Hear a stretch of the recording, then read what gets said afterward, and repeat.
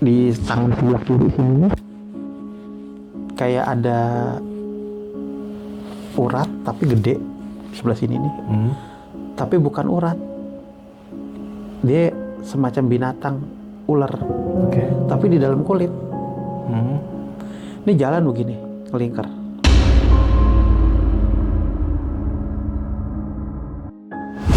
Nunggu siapa, Mas? Mbak ini orangnya gimana? Orangnya kurus, rambutnya panjang, pakai baju ungu. Ya Allah, Mas. Bentar, Mas, ngambil duit. Ngasih ke gua 30.000. Maafin anak saya ya. Kok maafin? Anak saya udah meninggal, Mas, 3 bulan yang lalu.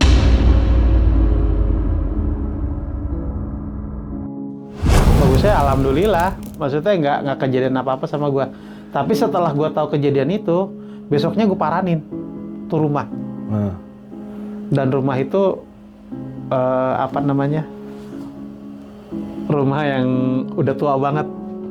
Nggak seperti yang pas lu datang? Nggak. Jadi masih berbentuk rumah, cuman udah nggak terawat. Itu ada di daerah Senopati.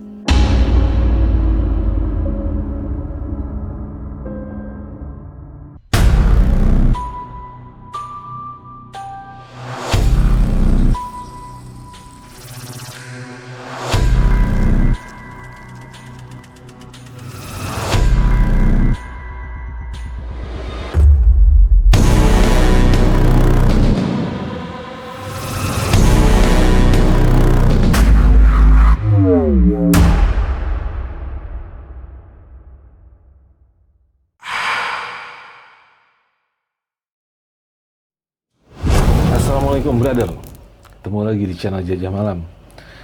Hari ini kita kedatangan seorang tamu, yaitu salah seorang ojek online yang di perjalanannya beliau ngojek itu sering banget ada kejadian-kejadian ganjil ya. Seperti yang kita tahu, ojek online ini dia menerima order. Order itu ternyata memang bisa berasal dari yang aneh-aneh. Langsung aja gue perkenalkan dengan narasumber yang sudah ada di studio. Nama Bang Jai, apa kabar brother? Alhamdulillah sehat. Baik, alhamdulillah sehat. Bang Jai udah lama nih kita nggak ketemu ya. Iya udah lama banget. Dulu Bang Jai pernah cerita di sini. Itu waktu zaman gue masih 1.000 subscriber. Sekarang alhamdulillah udah mau 90.000, masih balik lagi ke sini. Tambah banyak. Sama alhamdulillah Bang Jai. Bang Jai, ini apa tuh namanya?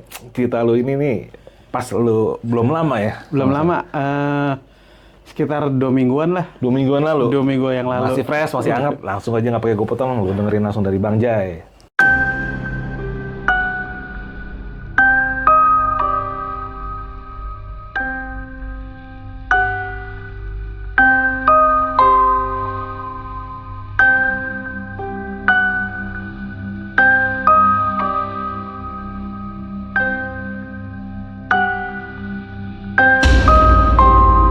Halo guys, ketemu lagi nih. Ketawa dulu. Jadi gue mau cerita kisah ini 2 minggu yang lalu, hari Kamis, gue lupa tanggalnya. Habis gue telepon tuh ya? Ya, habis gue telepon pokoknya itu. Itu hari Kamis jam 1 malam, itu tepatnya di perempatan lampu merah Fatmawati. Jadi posisi gue lagi ngalong nih, malam. Emang niatnya arahnya mau arah-arah. Gue mainnya sekitar rumah aja lah di Sawangan. Jadi di lampu merah Fatmawati ini, ketika lampu merah ini gue berhenti, gue disamperin sama orang nih. Bang, lagi dapat orderan nggak? Sekitar jam berapa tuh? Jam 1 malam. Jam 1 malam, oke. Jam 1 malam. Bang, dapat orderan, lagi dapat orderan nggak? Gue bilang nggak. Oh berarti dia nggak aplikasi nih? Nggak aplikasi. Nyamperin Jadi langsung? Iya, nyamperin di lampu merah. Gue bilang, nggak bang, kenapa? Anterin gue yuk, mau nggak? Gue bilang, kemana? Sukabumi. Tuh langsung pikirannya mah udah nggak, wah, gas lah gitu. Gede nih. Gede nih. Cocok lah, yang penting cocok gitu. Terus, ya udah, berapa? Terserah lah, gampang. Dia naik, ngobrol-ngobrol biasa kayak driver sama penumpang aja, ngomong ngalor ngidul. Terus dia sempet ngelihat PP handphone gua tuh, yang lagi megang gitar. Nanya tuh dia, Maaf bang, lo anak band ya? Ini sekitar, kalau gua lihat sekitar umur 25, 27. Masih muda ya? Masih muda banget, orangnya tinggi, ganteng. Dia ngeliat PP gua bilang, lo anak band ya bang? Iya, gue bilang iya gitu. Kenapa emang? Enggak, gue ngeliat PP lo. Gue punya gitar, lo mau nggak? Buat lo dah. Nawarin, buat lo dah. Bonus buat lo nganterin gue ke Sukabumi gitu. Ya udah, kalau dikasih mah mau. Tadinya tuh gue nggak tahu kalau gitar tuh akustik. Gue bilang ya udah, tapi akustik bang, kata dia. Lo mau nggak? Mau. Yaudah kita ambil yuk di Adiaksa. Nah di Adiaksa itu ada, gue nggak bisa nyebutin nama itu, jadi kos-kosan. Nah, jadi rumah. Belakang terminal Lebak Bulus berarti ya? Iya, kos-kosan berbentuk rumah. Gue nunggu di depan, jadi itu kan jalannya di portal tuh. Iya, jadi itu portal semua ya. Gue nunggu di portal itu, di jalan tuh. Keluar-keluar bawa gitar. Di bang, gitar yang gue janjiin buat lo. Wih, seneng dong. Wah, kata gue pengen banget punya gitar akustik nih. Ya udah bang, kita cus lah. Cus, nah cus itu kalau nggak salah kejadiannya hampir 1:30 tuh ngambil gitar tuh. Jalur gue pulang itu lewat Karangtengah, Cinere, Meroyong Limo. Nah gue ke Sawangan dulu nih, gue ke rumah. Gue ke rumah itu gue naruh gitar dulu. Naruh gitar sama pamit sama bini gue. Gue bilang, gue mau ngantar nih orang. Ya kalau lo mau tidur aja lanjut. Ini pintu biar gue yang kunci rumah. Ya udah. Pintu rumah gue kunci, gerbang gue kunci, gue lanjut jalan tuh.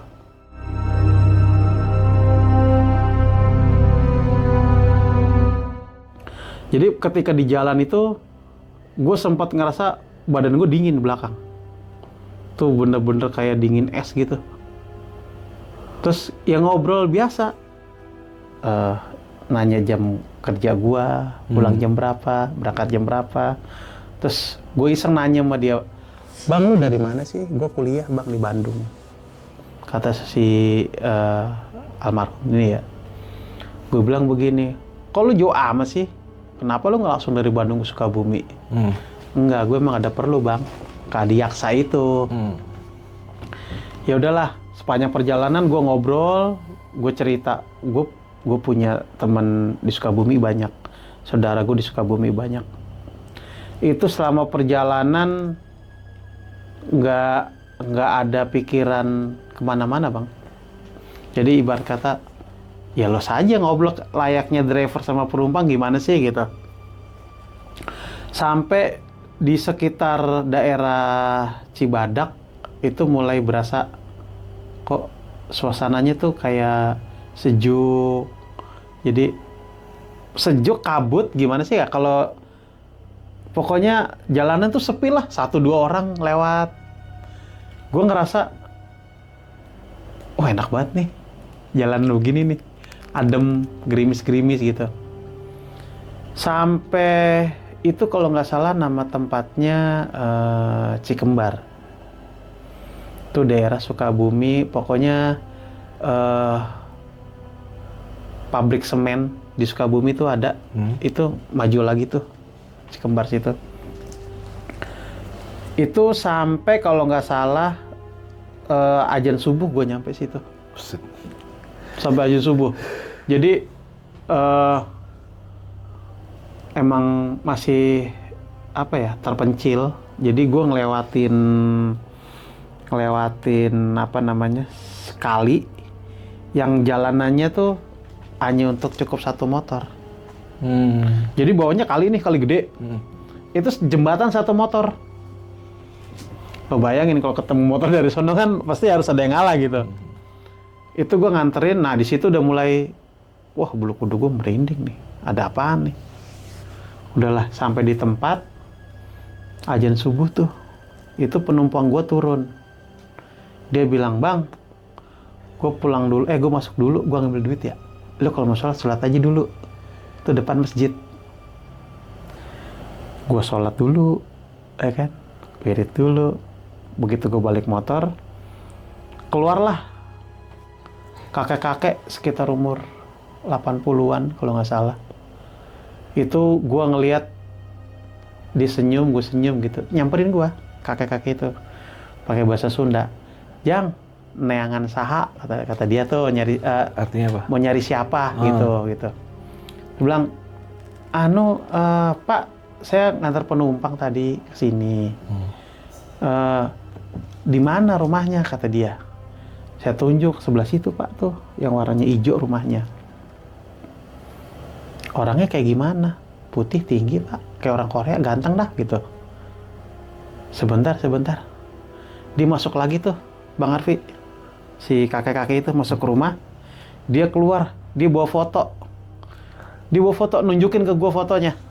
Yang merinding gua. Nunjukin ke gua fotonya. Gua ngeliat, lah ini dia ini. Saya anterin. Udah yuk, parkir dulu motornya. Saya merinding nyeritain. Ayo, parkir motor, saya tunjukin. Begitu masuk, di ruang tengah itu ada mayat. Jadi udah masih ditutup kain. Jadi belum dikubur. Katanya sih itu dia baru datang beberapa jam yang lalu gitu.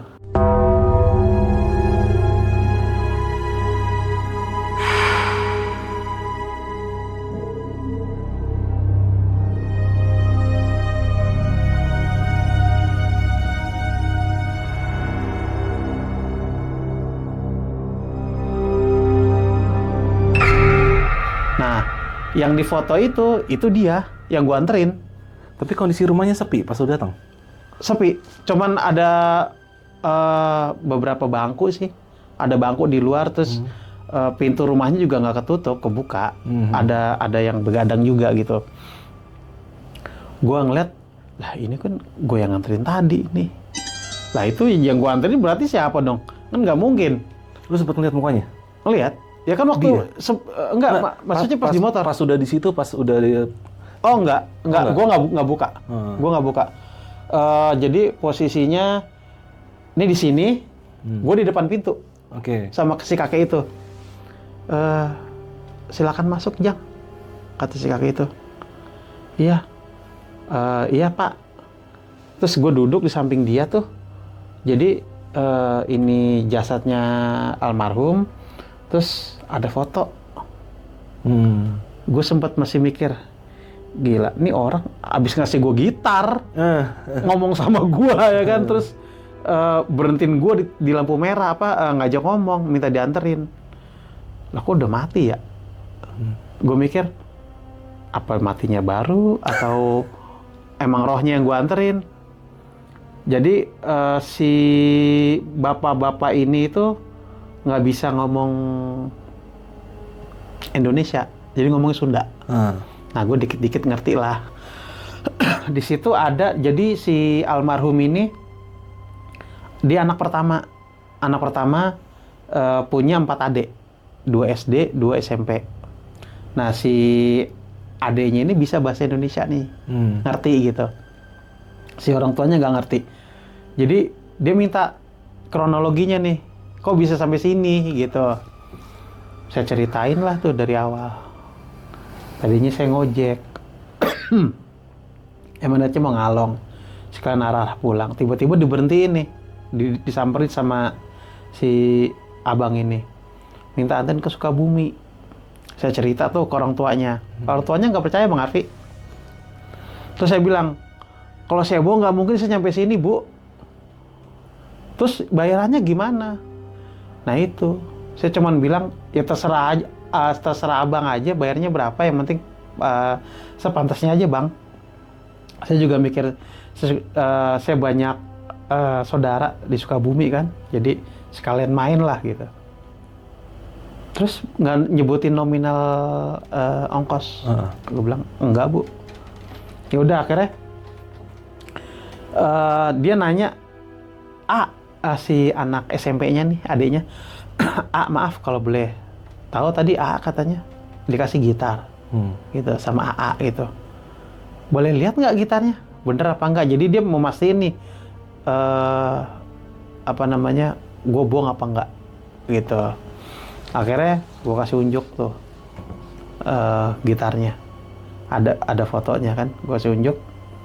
Iya nih gitarnya AA ini. Jadi AA tuh suka ngupload video pakai gitar itu sambil nyanyi. Terus adeknya bilang gini, iya Mbu, ini gitarnya AA gitu. Berarti yang dianterin siapa dong? Gue bilang begitu. Ya gue ngomong sama anak kecil canggung lah, anak SMP kan. Ya gue sempat mikir, waduh gimana nih? Iya masih gue pulang tangan kosong kan gitu. Ngobrol, gue diminta untuk pulang tuh setelah di pemakaman gitu. Oh, mau dimakamin dulu. Ya, nah di pemakaman ini sebenarnya sebelum di pemakaman ini ada banyak kejadian aneh sih. Kenapa tuh? Jadi kayak ya maaf nih ya kalau takutnya dari pihak keluarga terdengar gitu ya, maksudnya nggak ngumbar aib gitulah. Jadi si abang ini kayaknya sih dia pernah belajar gitu-gituan, ilmu gitu. Okay. Jadi mungkin buat pegangan.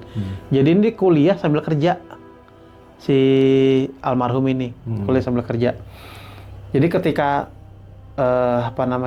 dimandiin pagi tuh, gue sempat ngeliat di tangan sebelah kiri sini kayak ada urat tapi gede sebelah sini nih. Tapi bukan urat, dia semacam binatang ular, tapi di dalam kulit. Ini jalan begini ngelingkar gitu. Nah terus yang kedua itu mata. Jadi ketika dimandiin tuh ya gue nggak tahu ya, maksudnya proses mandiin jenazah itu matanya kebuka atau ketutup. Tapi yang jelas mata dia sebelah kanan ini nggak nutup, jadi yang satu begini nih ya. Gitulah gitu. Sempat ini sih Bang Arfi sempat ada pengen ketawa gitu ya, maaf nih dari keluarga almarhum, sempat dalam hati tuh apaan tuh gitu. Maksudnya Jaja Miharja gitu kan, satu nutup satu kebuka gitu. Dalam hati gitu. Tapi yang gue perhatiin bener itu di tangan kiri itu ular itu masih jalan. Seginilah Bang Arfi, segini nih, gedenya di dalam tangan, terus dia ngelingkar begini, jalan. Nah di sebelah kaki sebelah paha sebelah kanan itu dia nyimpen sesuatu. Apa tuh? Tusuk. Jadi mungkin buat olahraga dia kali ya, nggak tahu. Sempat dimandiin sama tukang mandinya itu, minta tolong. Jadi minta tolong dibuang. Nah tadinya nggak mau ikut campur sih. Kan ibarat kata gue nih cuma nganterin dia doang, terus ketemu kejadian begini, terus gue harus nyempurnain nih, bukannya gue nggak mau, karena kan di wilayah orang gitu. Akhirnya ada satu orang setengah baya itu melotot ke gue, Bang Arfi, marah-marah. Lu kalau bisa bantuin, jangan bengong doang. Gue digituin Bang Arfi. Ya gue bengong lah, orang gue nggak tahu dia ngomong sama siapa. Tiba-tiba marah melotot ke gue. Gue bilang, maaf, Kang, Akang ngomong sama saya apa sama siapa gitu. Ya jeung sia kehet gitu, pakai bahasa Sunda gitu. Sama lu lah Sat gitu, ibarat kata. Waduh, saya nggak bisa apa-apa. Kalau nggak bisa apa-apa, kenapa bisa diantarin ke sini, kata dia gitu. Nah dalam hati gue, lu tahu gue bisa begini, kenapa nggak lu aja kan, maksudnya ngeluarin gitu. Nah ternyata, jadi si almarhum ini punya guru tuh di daerah situ. Punya gurunya itu bukan guru yang udah tua, jadi kayak dia belajar sama temennya nih. Maksudnya mungkin yang lebih bisa dari dia dan dianggap dia guru gitu. Akhirnya dipanggil tuh Bang Arfi. Jadi pemakaman itu harusnya mandi itu kan jam 8:30, ya kan? Harusnya jam 9 setengah 10 itu udah harus bisa dikuburin. Nah tapi ternyata mundur karena nunggu temennya itu tuh, temen kecilnya. Akhirnya setelah dikeluarin, dikubur lah. Yang gue lihat, jadi si almarhum itu ada di samping gue. Jadi pas lagi tanahnya lagi diuruk nih, itu almarhum ada di samping gue. Cuman bilang, "Bang, makasih ya." Udah lu nggak usah teriak. "Bang, makasih ya." Itu. Dan itu gue nggak ngomong ke orang tuanya. Orang tuanya, adiknya gue nggak ngomong. Terus sampai pulang ke rumah, ngobrol-ngobrol biasa, gue tahu nih kayaknya masih bukan si entah Korin, entah Roh ya. Kalau Roh udah pasti balik ya, Korin kayaknya. Si Korin ini kayaknya ngikut ke gue nih, Bang. Ini ngikut ke gue. Jadi sampai gue pulang, gue pamit pulang itu sempat dibekelin kan. Sempat dibekelin sama ibunya buat ongkos pulang gitu. Oke. Terus gue bilang, "Nggak usah, Bu. Saya mah udah ikhlas lah." Gitu. Orang lagi musibah ya? Iya, lagi musibah. Terus sempat maksa tuh Bang Arfi, saya buat nerima. Akhirnya ya udahlah, berat hati saya terima. Yaudah, Bu, ini saya terima buat ongkos ya. Itu di jalan, gue masih ngeliat almarhum. Gitu. Jadi ibarat kata apa ya? Nggak langsung hilang gitu. Kayaknya sih ada sesuatu yang mau diomongin ke gue nih, si almarhum. Ada yang belum selesai kali. Ada yang belum selesai. Dan katanya sih almarhum ini meninggalnya kecelakaan. Gitu. Jadi dalam perjalanan pulang ini dia kecelakaan nih. Kalau yang gue lihat, gue nggak tahu sih. Dia naik travel dari Bandung, dia kecelakaan. Tapi dia bingung nih mau pulang, nggak tahu jalan. Karena kan kalau orang meninggal itu ketika cabut, si sukmanya nih bingung nih. Ini lagi di mana nih, gitu. Jadi dia nyari seseorang yang mungkin bisa nolong atau bisa bantuin dia untuk arah pulang ya. Mungkin pas ketemunya gua ini, gitu. Gitu. Jadi ceritanya gitu Bang Arfi. Kalau dibilang serem ya nggak serem-serem amat, tapi sedih terus merinding karena kan anak tunggal dia. Gitu. Nah itu berarti sampai sekarang gitarnya ini masih ada di lo? Gitar masih ada sama gua nih. Ini mau gue jual sih. Seriusan mau lu jual? Mau gue jual. Kenapa mau lu jual? Gue nggak bisa ngasih jawaban sih. Maksudnya, gue udah punya gitar. Tapi kayaknya berat gitu kalau gue harus nerima dari seseorang yang udah meninggal. Ya aneh aja gitu. Dia udah meninggal tapi bisa ngasih gue gitar.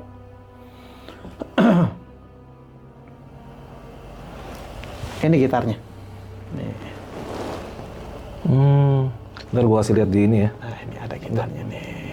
Ya kalau mau bayarin boleh lah. Merek apa itu gitarnya? Ini mereknya Zager. Zager Z20. Ini sebenarnya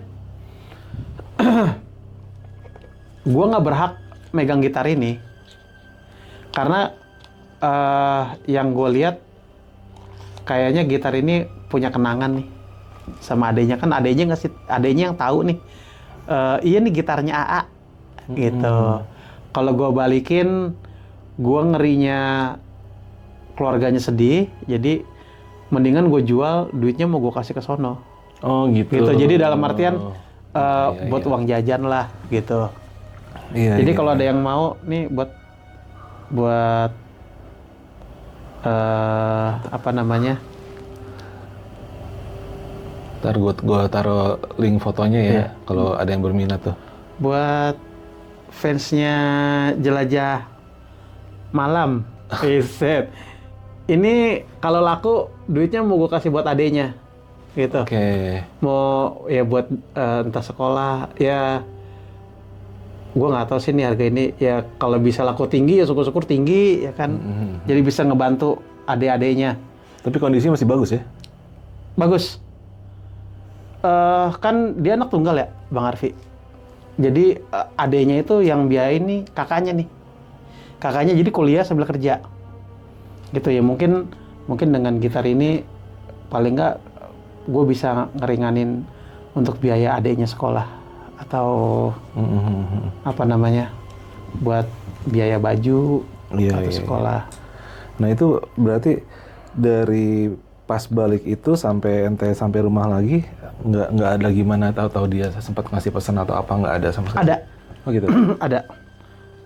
Gue disuruh beras ini Bang Arfi. Dia nitip keluarganya dia sama gue. Gue nggak ngiyain sih, cuman buat gue berat. Iyalah. Karena ya begitulah, maksudnya kalau untuk ngejagain dalam artian gue jagain harus pasang badan mungkin bisa, cuman kalau untuk apa namanya, untuk kayak gue harus bantu biaya sekolah, kayaknya masih berat deh, gitu. Ya mungkin ya itulah, bisa sedikit ngebantu. Nanti kalau misalnya ini tayang, ada yang mau donasi buat keluarganya almarhum, monggo gitu. Gue cuman ngebantu. Gitu. Jadi ceritanya intinya gue disuruh jaga, gue sering-sering suruh nengok. Gitu. Jadi sampai sekarang apa namanya masih WA sama adiknya. Gitu. Masih berhubungan ya? Iya. Jadi jadi gitu Bang Arfi ceritanya. Sebenarnya ceritanya banyak sih, kalau dunia perojolan itu kan kisahnya mistis-mistis. Macam-macam ya. Iya. Apalagi yang tim ngalong malam itu. Nah, iya tuh. Ini ceritanya banyak nih.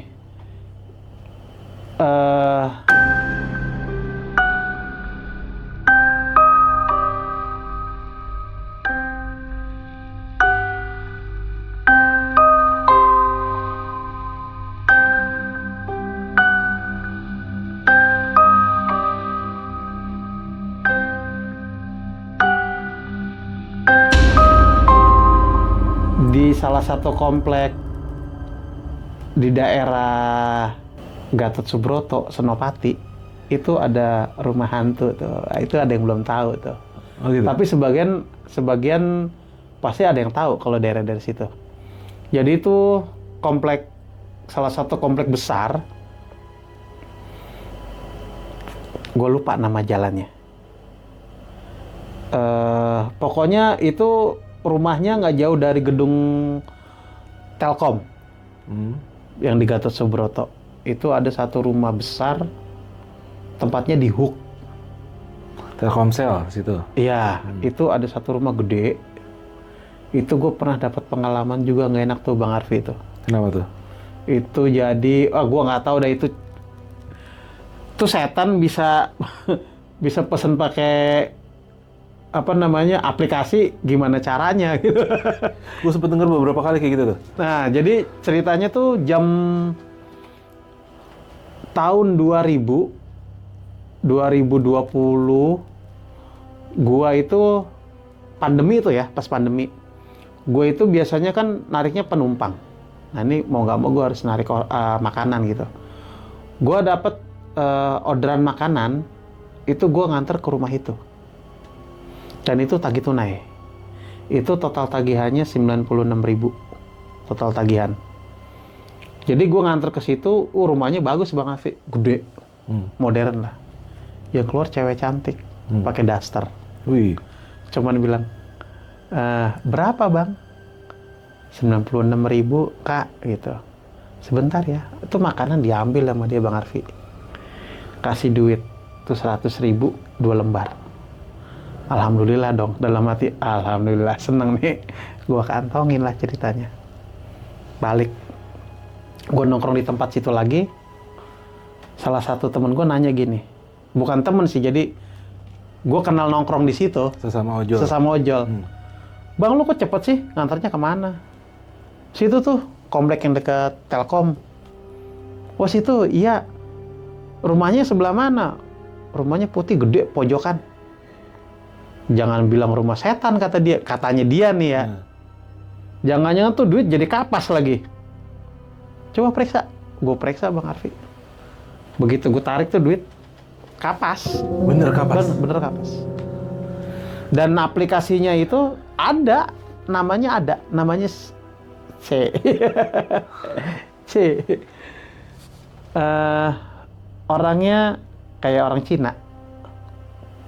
Jadi begitu dia ngambil itu, kulitnya putih, rumahnya bagus, ini ngasih duit 100.000 2 lembar. Begitu gue buka, kata si ojol yang lain tuh, jangan-jangan jadi kapas lagi ke yang udah-udah. Begitu gue cek, bener Bang Arfi jadi kapas. Bagusnya ya itulah. Bagusnya alhamdulillah, maksudnya nggak kejadian apa-apa sama gue. Tapi setelah gue tahu kejadian itu, besoknya gue paranin tuh rumah. Dan rumah itu rumah yang udah tua banget. Nggak seperti yang pas lu datang? Nggak. Jadi masih berbentuk rumah, cuman udah nggak terawat. Itu ada di daerah Senopati. Nah, kalau yang kisah-kisah lain sebenarnya banyak Bang Arfi. Cuma nanti kita urut lagi nih, ya kan? Kita urut lagi nih, jalan ceritanya gimana, biar nggak ngacak. Kalau banyak sih yang di Alam Sutera juga pernah nganter orang meninggal juga. Dia pulang dari Gading Serpong nganter ke Alam Sutera pernah. Itu kejadiannya 2021. Itu pas pandemi juga itu.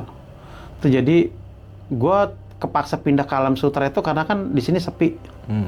Nah gue dapet diajak almarhum abang gue ngojek di sono, gue ngekos di sono, main di daerah sono. Nah gue dapet penumpangnya itu jam 10 malam. Itu cewek pakai baju ungu. Nah kejadiannya sama. Jadi begitu gue anterin, wah ke Sutra Jelita nih. Di dekat kos-kosan gue dapetnya dari Gading Serpong. Udahlah gue pikir sekalian pulang nih. Gue anterin, masuk, tapi yang gue bingung itu security nggak pakai nanya. Biasanya kan kalau gue mau masuk kan nanya pakai KTP, tukar KTP kan, kartu gitu. Ini enggak, senyum, langsung dibukain tuh, masuk ke blok 4, turun depan rumah, sebentar ya bang, ambil duit. Ya udah, nggak lama keluar tuh ibu-ibu. Nunggu siapa mas? Mbak ini. Orangnya gimana? Orangnya kurus, rambutnya panjang, pakai baju ungu. Ya Allah mas, bentar mas, ngambil duit, ngasih ke gua 30.000. Maafin anak saya ya. Kok maafin? Anaknya udah meninggal mas 3 bulan yang lalu. Tuh kejadian gua ngojek itu banyak banget Bang Arfi. Itu kalau dibilang pasti yang ngalong-ngalong tuh bakalan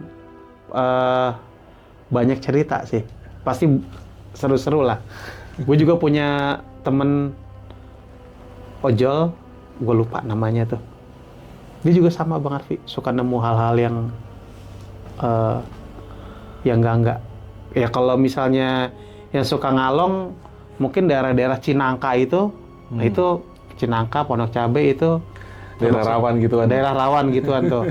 Ya mungkin kalau nanti Bang Arfi bisa bikin edisi khusus ojol. Edisi khusus ojol nih. Jadi yang ojol-ojol mau cerita boleh silakan. Nah, iya bener tuh. Tapi serem, kalau nggak serem nggak di ini. Oke Bang Jay, ini cerita lo yang tadi tuh, balik lagi ke yang awal itu. Itu berarti memang ini anak bisa dibilang numpang ke Bang Jay mungkin karena dia tahu Bang Jay bisa untuk nyambut apa yang ada di dia kali ya. Iya. Mungkin itu ya poinnya ya. Itu gue nyabut yang aduh panas nih gua. Jadi gua nyabut yang di apa tangan sebelah kiri itu ular. Itu bukan ular, Bang Arfi. Apa tuh? Jadi dia punya ilmu tekbal. Apa ya? Tekbal tuh ini. Ini buat jaga diri lah Kebal, gitu. kebal, kebal, Iya. kebal, kebal. Ini buat jaga diri ya. Nah, jadi dia itu sejenis pusaka dari tembaga segini lah, segini. Biasanya kuningan tapi. Kuningan, iya, tembaga kuningan. Itu dia taruhnya di badan. Jadi kalau misalnya dia lagi ada apa-apa, dia muter di badan nih, Bang Arfi, buat ngejaga badannya dia tuh.